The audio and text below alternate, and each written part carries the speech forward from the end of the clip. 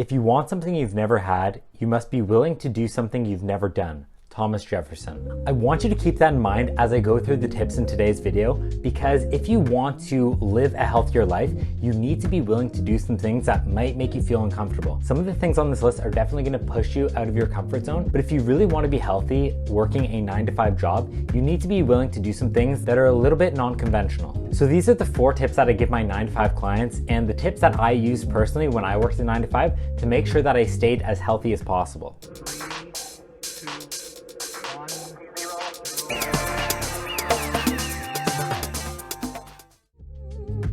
Welcome back to my YouTube channel where I talk primarily about books, habits, and health. In today's video, I'm going to be going over the 4 tips that I used working a 9-to-5 to make sure that I stayed as healthy as possible. The first tip that I have for you is a twofer.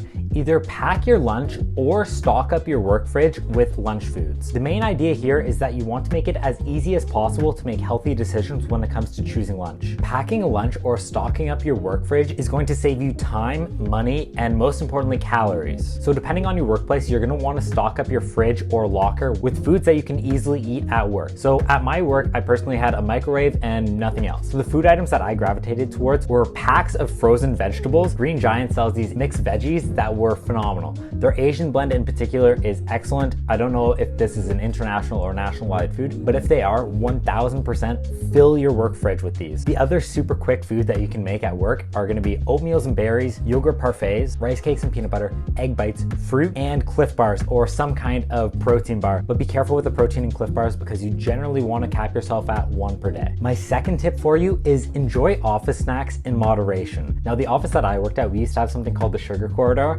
which it seemed like every single day somebody would bring donuts or Timbits or bring something sweet that everyone could enjoy. I don't want you to deprive yourself of these foods, but try to limit yourself to 1 donut a day or 1 of whatever sweet thing that there is. And also keep in mind the way that you frame eating office snacks. You don't want to tell yourself that you can't enjoy office snacks. You want to tell yourself that you don't want to enjoy more than 1, because ultimately we still want to enjoy all of these delicious foods that our friends and coworkers are bringing us, but we don't want to get to the point when we're eating an extra 1,000 calories a day just because we're too shy to tell people that we don't want to eat all of the donuts that they bring. That being said, if there is a day where you go absolutely buck wild and you have 6 of the donuts that somebody brings in, don't beat yourself up over it. Blaming yourself for eating too much is a fast track way to make sure that you have a bad relationship with food and to make sure that you're going to continue to abuse these hyper palatable foods in that way. One other mini tip that I have for office snacks is try to have it after your break. You'll generally be more full and want to consume less of whatever sweet thing that somebody brought in. And also you'll have that to look forward to at the end of the day. And I personally found that made my day go by a lot faster. Tip number 3 is to focus on your steps.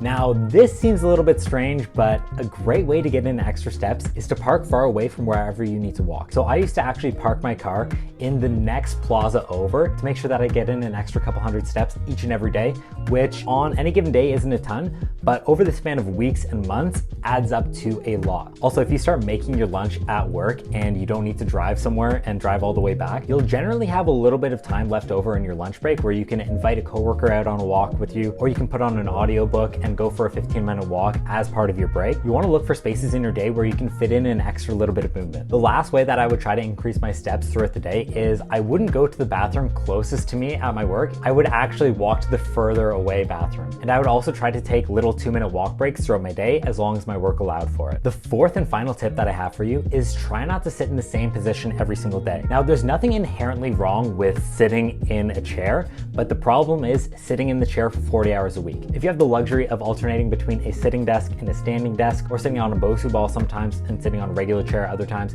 that is going to be excellent. You want to oscillate between sitting and standing as much as possible throughout the day. One other thing that you could do is you could put a sticky note on your monitor to remind yourself to pull your shoulders back every once in a while, go through some neck circles, or do some kind of physical activity. So working as a personal trainer, the most dramatic postural difference I've ever seen in any of my clients was actually somebody who sits for 9 hours a day. And what they did over a span of a week is about every 10 minutes, they would pull their shoulders back, open up, go through a couple little stretches, and the change that their body went through was dramatic.